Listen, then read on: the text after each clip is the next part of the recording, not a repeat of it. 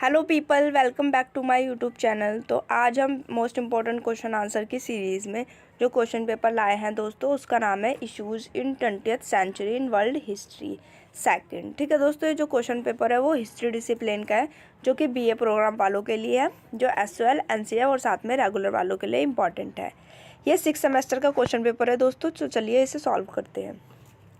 तो दोस्तों क्वेश्चन है चिपको आंदोलन क्या है। तो चिपको आंदोलन से रिलेटेड जो क्वेश्चन है वो बहुत मोस्ट इंपॉर्टेंट क्वेश्चन है। वो हर बार जो होता है 99% पेपर में पूछा जाता है। इसका जो क्वेश्चन पेपर है दोस्तों, मैंने पहले ही प्रोवाइड करा दिया उसकी वीडियो। अगर आपने नहीं देखी है तो मैं लिंक डिस्क्रिप्शन में मेंशन कर दूंगी, आप वहाँ से चेकआउट कर सकते हैं, या फिर मैंने प्लेलिस्ट भी बना दिया अलग से, वहाँ से भी आप चेकआउट कर सकते हैं। उस प्लेलिस्ट का नाम है ड्यू क्वेश्चन पेपर्स। तो चलिए शुरू करते हैं। चिपको आंदोलन मूलतः उत्तराखंड के वनों की सुरक्षा के लिए वहां के लोगों द्वारा 1970 के दशक में आरंभ किया गया आंदोलन है। ठीक है, तो ये आंदोलन कहाँ स्टार्ट होता है? 1970 के दशक में स्टार्ट होता है उत्तराखंड में। इसमें लोगों ने पेड़ों को गले लगा लिया ताकि उन्हें कोई काट ना सके। यह आलिंगन दरअसल प्रकृति और मानव के बीच प्रेम का प्रतीक बना और इसे चिपको आंदोलन की संज्ञा दी गई। ठीक है दोस्तों, आगे समझते हैं। चिपको आंदोलन के पीछे एक पारिस्थितिक और आर्थिक पृष्ठभूमि है। जिस भूमि में यह आंदोलन उपजा वह 1970 में आई भयंकर बाढ़ का अनुभव कर चुका था। इस बाढ़ से 400 किलोमीटर दूर तक का इलाका ध्वस्त हो गया था तथा 5 बड़े पुल, हजारों मवेशी, लाखों रुपए की लकड़ी व ईंधन बहकर नष्ट हो गई थी।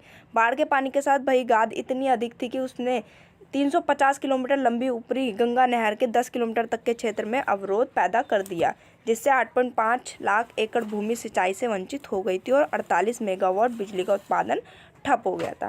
ठीक है, तो इस आंदोलन के पीछे अगर आप डालना चाहो आंसर में, तो हम इतिहास में सारी चीज़ें डाल सकते हैं कि इसमें क्या हुआ था। चिपको आंदोलन से पहले यहाँ पे क्या हुआ था दोस्तों, बाढ़ आई थी, भयंकर बाढ़, जिससे बहुत सारी प्रॉब्लम का लोगों को सामना करना पड़ा था। तो ये सारी प्रॉब्लम्स आप डाल सकते हैं। अलकनंदा की इस त्रासदी ने ग्रामवासियों के मन पर एक अमिट छाप छोड़ी थी और उन्हें पता था कि लोगों के जीवन में वनों की कितनी महत्वपूर्ण भूमिका होती है।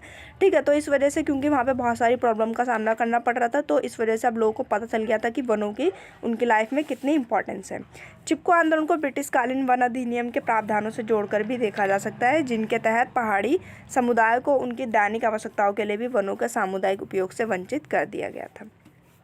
स्वतंत्र भारत के वन नियम कानूनों ने भी औपनिवेशिक परंपरा का ही निर्वाह किया। वनों के नजदीक रहने वाले लोगों को वन संपदा के माध्यम से सम्मानजनक रोजगार देने के उद्देश्य से कुछ पहाड़ी नौजवानों ने 1962 में चमोली जिले के मुख्यालय गोपेश्वर में दसोली ग्राम स्वराज्य संघ बनाया था। उत्तर प्रदेश के वन विभाग ने संस्था के काष्ठ कला केंद्र को सन 1972 से 73 के लिए अंगू के पेड़ देने से इनकार कर दिया था। पहले ये पेड़ नजदीक रहने वाले ग्रामीण लोगों को मिला करते थे। गांव वाले इस हल्की लेकिन बेहद मजबूत लकड़ी से अपनी ज़रूरत के मुताबिक खेतीबाड़ी के औजार बनाते थे। गांव के लिए यह लकड़ी बहुत ज़रूरी थी। पहाड़ी खेती में बेल का जुआ सिर्फ इसी लकड़ी से बनाया जाता रहा है। पहाड़ में ठंडे मौसम और कठोर पथरीली ज़मीन में अंगू के गुण सबसे खरे उतरते हैं। इसके हल्केपन के कारण बैल थकता नहीं है। यह लकड़ी मौसम के मुताबिक ना तो ठंडी होती है ना गर्म, इसलिए कभी फटती नहीं है और अपनी मजबूती के कारण बरसों तक टिकी रहती है। ठीक है, तो मतलब कि राज्य की तरफ से आता है कि अंगू के पेड़ काटने के लिए, लेकिन अंगू के पेड़ की बहुत सारी विशेषताएं होती है। जैसे कि बता दिया मैंने, अंगू के पेड़ क्या होते हैं, ना ठंडे ना गर्म। इसकी जो लकड़ी होती है ना ही ज़्यादा भारी होती है। ठीक है, हल्की होने की वजह से क्या होता है, जो बैल पे हम इसका सामान ले जा सकते हैं, बैल इससे थकेगा नहीं ज़्यादा टाइम तक। ठीक है, और साथ में ना ये ठंडी होती है ना गर्म होती है, इसलिए ना ये फटती है। ठीक है, तो इससे जो वहाँ के उत्तराखंड के जो लोग थे वो बहुत तरह के औजार बनाया करते थे खेती बाड़ी के लिए। तो इनके बहुत इंपॉर्टेंट मतलब काम आती थी इनके बहुत ज़्यादा ये। इसी बीच पता चला कि वन विभाग ने खेलकूद का सामान बनाने वाली इलाहाबाद की साइमंड कंपनी का गोपेश्वर से 1 किलोमीटर दूर मंडल नाम के वन से अंगू के पेड़ काटने की इजाज़त दे दी है। ठीक है, तो पता चलता है कि इलाहाबाद की एक साइमंड कंपनी है। ठीक है, उसके लिए मतलब खेलकूद का सामान बनाना है, इसलिए अंगू के पेड़ काटे जाएंगे। वनों के ठीक बगल में बसे गांव वाले जिन पेड़ों को छू तक नहीं सकते थे, अब उन पेड़ों को दूर इलाहाबाद की कंपनी को काट कर ले जाने की इजाज़त दे दी गई। अंगू से टेनिस, बैडमिंटन जैसे खेलों का सामान मैदानी कंपनियों बनाने जाने इससे गांव के लोगों को या दशोली गांव साम्राज्य संघ को कोई एतराज़ नहीं था। वे तो केवल इतना ही चाहते थे कि पहले खेत की ज़रूरतें पूरी की जाए और फिर खेल की। ठीक है, तो लोगों को इससे कोई एतराज़ नहीं था। वो लोग बस इतना चाहते थे कि पहले हमारे जो खेत की ज़रूरत है वो सारी पूरी हो जाए, उसके बाद तुम्हें जितना मतलब कि खेल का सामान बनाना है वो तुम बना सकते हो। इस जायज़ मांग के साथ इनकी एक छोटी सी मांग और भी थी। वनवासियों को वन संपदा से किसी न किसी किस्म का रोजगार जरूर मिलना चाहिए ताकि वनों की सुरक्षा के प्रति उनका प्रेम बना रहे। ठीक है, और वो चाहते थे कि उन्हें वनों के तहत क्या होना चाहिए, रोजगार मिलना चाहिए। ठीक है, तो दोस्तों जो ये जब घटना घटी थी उस टाइम पे जो उत्तराखंड है वो उत्तर प्रदेश का ही भाग था। ठीक है, आगे समझते हैं। चिपको आंदोलन का मूल केंद्र रैनी गांव जिला चमोली था। ठीक है, मतलब मेन चमोली में घटित हुआ था, जो भारत तिब्बत सीमा पर जोशीमठ से लगभग 22 किलोमीटर दूर ऋषिगंगा और विष्णुगंगा के संगम पर बना है। वन विभाग ने इस क्षेत्र के अंगू के 2451 पेड़ साइमंड कंपनी को ठेके पर दिए थे। इसकी खबर मिलते ही चंडी प्रसाद भट्ट के नेतृत्व में 14 फरवरी 1974 को एक सभा की गई, जिसमें लोगों को चताया गया कि यदि पेड़ गिराए गए तो हमारा अस्तित्व खतरे में पड़ जाएगा। ये पेड़ ना सिर्फ हमारी चारे, जलावन और जड़ी बूटियों की जरूरत पूरी करते हैं बल्कि मिट्टी का क्षरण भी रोकते हैं। ठीक है, तो अब क्या होता है, जब उन्हें पता चल जाता है लोगों को कि अब पेड़ काटे जाएंगे, तो वो क्या करते हैं, एक सभा बुलाते हैं जिसमें क्या होता है, वो लोग आपस में बातचीत करते हैं कि अगर ये पेड़ काटे जाएंगे तो इससे क्या होगा, जो हमारा अस्तित्व है मतलब कि फ्यूचर है वो खतरे में आ जाएगा दोबारा से, जैसे पहले जब बाढ़ आई थी तब हो गया था। और ये जो पेड़ है उनके लिए सिर्फ चारे, जलावन और जड़ी बूटियों के लिए नहीं बल्कि जो मिट्टी बह जाती है नदी में उसका क्षरण भी रोकते हैं। ठीक है, चिपको आंदोलन का मूल केंद्र गांव जैसा कि मैंने आपको बता दिया। ठीक है, भारत के तिब्बत के सीमा पर जोशीमठ से लगभग 22 किलोमीटर दूर ऋषिगंगा और विष्णुगंगा के संगम पर बसा हुआ था। अब चिपको आंदोलन की मांगे देख लेते हैं। चिपको आंदोलन की मांगे क्या क्या थी। चिपको आंदोलन की मांगे प्रारंभ में आर्थिक थी, मतलब कि पैसों से रिलेटेड थी, जैसे वन और वनवासियों का शोषण करने वाली दोहन की ठेकेदारी प्रथा को समाप्त कर वन श्रमिकों की न्यूनतम मजदूरी का निर्धारण, नया वन बंदोबस्त और स्थानीय छोटे उद्योगों के लिए रियायती कीमत पर कच्चे माल की आपूर्ति। धीरे धीरे चिपको आंदोलन परंपरागत अल्पजीवी विनाशकारी अर्थव्यवस्था के खिलाफ स्थायी अर्थव्यवस्था इकोलॉजी का एक सशक्त जन आंदोलन बन गया। अब आंदोलन की मुख्य मांग थी हिमालय की वनों की मुख्य उपज राष्ट्र के लिए जल है और कार्य मिट्टी बनाना, सुधारना और उसे टिकाए रखना। ठीक है, शुरू में तो दोस्तों ये जो चिपको आंदोलन की मांगे थी वो आर्थिक थी, यानी कि पैसों से रिलेटेड थी, लेकिन धीरे धीरे ये आंदोलन क्या पर्यावरण से रिलेटेड बन गया। इसलिए इस समय खड़े हरे पेड़ों की कटाई उस समय 10 से 25 वर्ष तक स्थगित रखी जानी चाहिए, जब तक राष्ट्रीय वन नीति के घोषित उद्देश्य के अनुसार हिमालय में कम से कम 60% क्षेत्र पेड़ों से ढक ना जाए। ठीक है, यानी कि जब तक पेड़ों की संख्या बढ़ ना जाए। मृदा और जल संरक्षण करने वाले इस प्रकार के पेड़ों का युद्ध स्तर पर रोपण किया जाना चाहिए, जिनसे लोग भोजन, व्यस्त आदि की अनिवार्यता आवश्यकताओं में स्वावलंबी हो सके। रैनी में हुए चिपको की खबर पाकर अगले दिन से आसपास के 1 दर्जन से अधिक लोगों के सभी पुरुष बड़ी संख्या में वहां पहुंचने लगे। अब यह एक जन आंदोलन बन गया था। ठीक है, स्टार्टिंग में थोड़ा मतलब बहुत कम लोग इसमें पार्टिसिपेट करते थे, लेकिन धीरे धीरे ये क्या बन गया, एक जन आंदोलन बन गया, यानी कि बहुत सारे लोग इसमें पार्टिसिपेट करना स्टार्ट हो गए। बारी बारी से एक एक गाँव पेड़ों की चौकसी करने लगे, मतलब देखभाल करने लग गया। दूर दराज के गाँव में चिपको का संदेश पहुँचाने के लिए विभिन्न पद्धतियों का सहारा लिया गया। अब क्या हुआ, दूसरे गाँव में भी अब चिपको आंदोलन के बारे में बताया गया और दूसरे गाँव में भी संदेश से भेजे जाने लगे, जिनमें प्रमुख थे पदयात्राएं, लोकगीत तथा कहानियां। इन सबके माध्यम से अब क्या भेजा जा रहा था, चिपको आंदोलन के बारे में बताया जा रहा था। लोक गायकों ने उत्तेजित करने वाले गीत गाए। ठीक है, और लोक गायकों ने ऐसे ऐसे गीत गाए जिससे लोग क्या हो गए, उत्तेजित हो गए। गोपेश्वर में वन कटाई के सफलतापूर्वक रोकते ही वन आंदोलन जोर पकड़ लिया। सुंदरलाल बहुगुणा के नेतृत्व में चमोली जिले में एक पदयात्रा का आयोजन हुआ। आंदोलन तेजी से पहले उत्तरकाशी और फिर पूरे पहाड़ी क्षेत्र में फैल गया। तो आपको याद रखना है, ये जो आंदोलन हो रहा था वो सुंदरलाल बहुगुणा के नेतृत्व में हो रहा था। इस जागृत पर्वतवासियों के गहरे दर्द ने पदयात्रियों, वैज्ञानिकों और राजनीतिकों के दिलो दिमाग पर भी असर किया।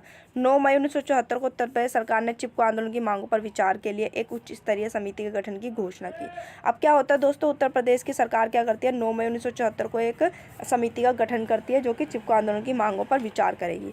दिल्ली विश्वविद्यालय के वनस्पति विज्ञानी श्री वीरेंद्र कुमार इसके अध्यक्ष थे। ठीक है, तो इसके अध्यक्ष कौन बनते हैं, जो दिल्ली विश्वविद्यालय के वनस्पति विज्ञानी श्री वीरेंद्र कुमार होते हैं। गहरी छानबीन के बाद समिति ने पाया कि गाँव वालों और चिपको आंदोलन कारियों की मांगे सही हैं। ठीक है, फिर उनके बाद जो छानबीन वगैरह करते हैं वो सारी जांच पड़ताल करते हैं, तो बाद में रिजल्ट जो निकलता है वो आता है कि जो चिपको आंदोलन हो रहा है वहाँ के जो लोग जो कर रहे हैं वो सही कर रहे हैं। अक्टूबर 1976 में उसने यह सिफारिश भी की 1200 वर्ग किलोमीटर के क्षेत्र में व्यावसायिक वन कटाई पर 10 वर्ष के लिए रोक लगा दी जाएगी। ठीक है दोस्तों, साथ ही समिति ने सुझाव भी दिया कि इस क्षेत्र में महत्वपूर्ण हिस्सों में वन रोपण का कार्य युद्ध स्तर पर शुरू किया जाना चाहिए। उत्तर प्रदेश सरकार ने इन सुझावों को स्वीकार कर लिया। इस रोक के लागू होने के कारण 371 हेक्टेयर की वन कटाई योजना वापस ले ली गई। चिपको आंदोलन की बहुत बड़ी विजय थी। ठीक है, साथ में जब इस समिति ने जितने भी सुझाव दिए वो सारे जो थे वो उत्तर प्रदेश सरकार ने मान लिए। तो इस तरीके से क्या होता है, चिपको आंदोलन की बहुत बड़ी जीत होती है। चिपको आंदोलन कई मामलों में सफल रहा। यह उत्तर प्रदेश में 1000 मीटर से अधिक की ऊंचाई पर पेड़ पौधों की कटाई, पश्चिमी घाट और विंध्य में जंगल की सफाई पर प्रतिबंध लगाने में सफल रहा। साथ ही एक राष्ट्रीय वन नीति हेतु दबाव बनाने में सफल रहा, जो लोगों की आवश्यकताओं एवं देश विकास के प्रति अधिक संवेदनशील होगी। रामचंद्र गुहा के शब्दों में चिपको प्राकृतिक संसाधनों से संबंध संघर्षों की व्यापकता का प्रतिनिधित्व करता है। तो आप ये भी डेफिनेशन डाल सकते हैं। इसने एक राष्ट्रीय विवाद का हल प्रदान किया। विवाद यह था कि हिमालय के वनों के सर्वाधिक सुरक्षा किसके हाथ होगी, स्थानीय समुदाय के हाथ या राज्य सरकार या फिर निजी पूंजीपतियों के हाथ। मसला यह भी था कि कौन से पेड़ लगाए जाएं, शंकु वृक्ष, चौड़े पत्ते वाले पेड़ या विदेशी पेड़। फिर सवाल उठा कि वनों के असली उत्पाद क्या है, उद्योग के लिए लकड़ी, गाँव लोगों के लिए जैव संपदा या पूरे समुदाय के लिए आवश्यक मिट्टी, पानी और स्वच्छ हवा। अतः देश के लिए वन्य नीति निर्धारण की दिशा में इस क्षेत्रीय विवाद ने एक राष्ट्रीय स्वरूप ले लिया। ठीक है, तो ये निष्कर्ष निकलता है चिपको आंदोलन से। आगे चिपको आंदोलन में महिलाओं की भूमिका को समझ लेते हैं। मोस्ट इंपॉर्टेंट आपको आंसर में डालना ही डालना है, या फिर अलग से क्वेश्चन भी आ जाता है कि चिपको आंदोलन में महिलाओं की भूमिका क्या रही। तो आप पहले यहाँ से आंसर स्टार्ट कर सकते हैं, उसके बाद बाकी चीज़ें डाल सकते हैं। तो चिपको आंदोलन को प्राय एक महिला आंदोलन के रूप में जाना जाता है, क्योंकि इसके अधिकांश कार्यकर्ताओं में महिलाएं ही थी। ठीक है, तो इसमें ज़्यादातर जो पार्टिसिपेट किया था वो महिलाओं ने ही किया था तथा साथ ही आंदोलन नारीवादी गुणों पर आधारित था। 26 मार्च 1974 को जब ठेकेदार रेणी गांव में पेड़ काटने आए, उस समय पुरुष घरों पर नहीं थे। ठीक है, जब वहाँ पे ठेकेदार पेड़ काटने आते हैं तो उस समय क्या होता है, पुरुष घर पे नहीं होते, वो काम से बाहर गए होते हैं। तो गोरा देवी के नेतृत्व में महिलाओं ने कुल्हाड़ी लेकर आए ठेकेदारों को यह कहकर जंगल से भगा दिया कि यह जंगल हमारा मायका है। ठीक है, तो उन्होंने क्या कर वहाँ से उन्हें भगा दिया कि ये जो जंगल है उनका मायका है, हम इसे काटने नहीं देंगे।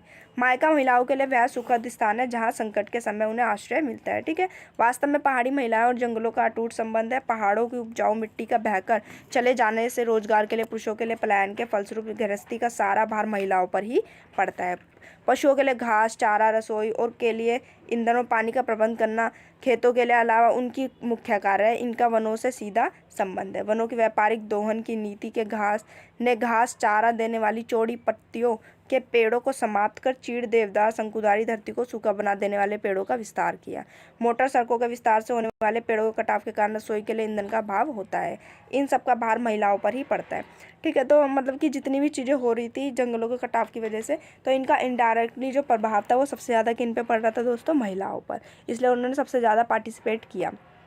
अतः इस विनाश लीला को रोकने की चिंता वनों से प्रत्यक्ष जुड़ी महिलाओं के अलावा और कौन कर सकता था। वे जानती थी कि मिट्टी के बहकर जाने से तथा भूमि के अनुपजाऊ होने से पुरुषों को रोजगार के लिए शहरों में जाना पड़ता है। मिट्टी रुकेगी और बनेगी तो खेती का आधार मजबूत होगा, पुरुष पर ही नहीं टिकी रहेंगी। इसका एकमात्र उपाय है हरे पेड़ों की रक्षा करना, क्योंकि पेड़ मिट्टी को बनाने और पानी देने का कारखाना है।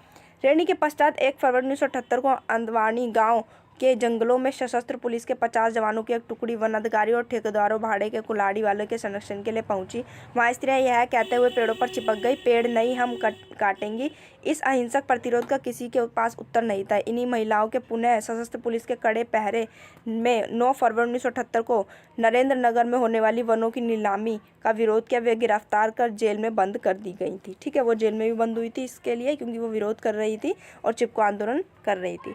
25 दिसंबर 1978 को मालगाड़ी क्षेत्र में लगभग 2500 पेड़ों की कटाई रोकने के लिए जन आंदोलन आरंभ हुआ, जिसमें हजारों महिलाओं ने भाग लेकर पेड़ कटवाने के सभी प्रयासों को विफल कर दिया। इस जंगल में 9 फरवरी 1978 को सुंदरलाल बहुगुणा ने 13 दिनों का उपवास रखा। परिणामस्वरूप सरकार ने 3 स्थानों पर वनों की कटाई तत्काल रोक दी। ठीक है, तो 1978 में क्या होता है, सुंदरलाल बहुगुणा 13 दिनों का उपवास रखते हैं, जिसकी वजह से क्या होता है, सरकार क्या करती है, 3 स्थानों पर वनों की कटाई को रोक देती है। हिमालय के वनों को संरक्षित वन घोषित करने के प्रश्न पर उन्हें बातचीत करने का न्योता दिया। इस संबंध में निर्णय होने तक गढ़वाल और कुमायूं मंडलों में हरे पेड़ों की नीलामी, कटाई और छपान बंद करने की घोषणा कर दी गई। ठीक है, और साथ में जो हिमालय पेड़ थे उन्हें संरक्षित वनों का दर्जा दे दिया गया। अब निष्कर्ष एक बार चिपको आंदोलन के दौरान महिलाओं ने वनों के प्रबंधन में अपनी भागीदारी की मांग भी की थी। उनका तर्क था कि वह औरत ही है जो ईंधन, चारे, पानी आदि को एकत्रित करती है। उनके लिए जंगल का प्रश्न उसकी जीवन मृत्यु का प्रश्न है, अतः वनों से संबंधित किसी भी निर्णय में उनकी राय को शामिल करना चाहिए।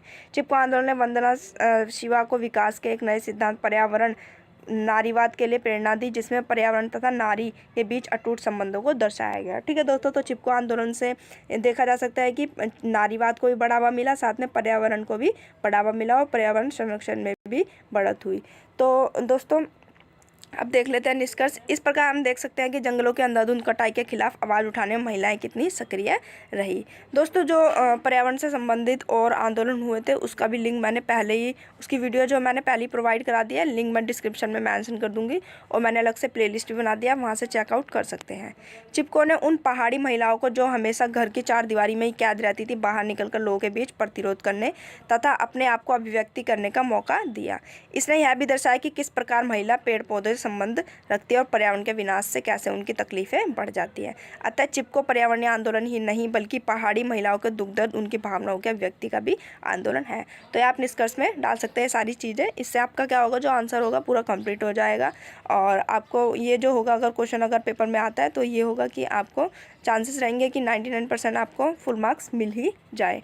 ठीक है दोस्तों, तो इस तरीके से आपको ये आंसर लिखना है जब चिपको आंदोलन से रिलेटेड कोई भी क्वेश्चन आएगा। तो आशा करती हूँ आपको ये आंसर समझ आ गया होगा। अगर कोई भी डाउट है तो अभी भी आप कमेंट सेक्शन में आप पूछ सकते हैं और किसी भी टॉपिक पे अगर आपको वीडियो चाहिए तो आप कमेंट सेक्शन में मेंशन कर सकते हैं, मैं उस टॉपिक से रिलेटेड वीडियो बना दूंगी। ठीक है दोस्तों, और जो बाकी आप जो कमेंट कर रहे हैं उनसे रिलेटेड वीडियो मैं पहले ही प्रोवाइड कर चुकी हूँ। अगर आपको कोई भी डाउट है तो आप लिंक मैं डाल दे रही हूँ डिस्क्रिप्शन में, आप वहाँ से चेकआउट कर लेना या फिर प्लेलिस्ट मैंने अलग से बना रखी है, आप वहाँ से भी चेक कर सकते हैं। ठीक है दोस्तों, तो मिलते हैं दूसरी वीडियो में दोस्तों, तब तक के लिए थैंक यू।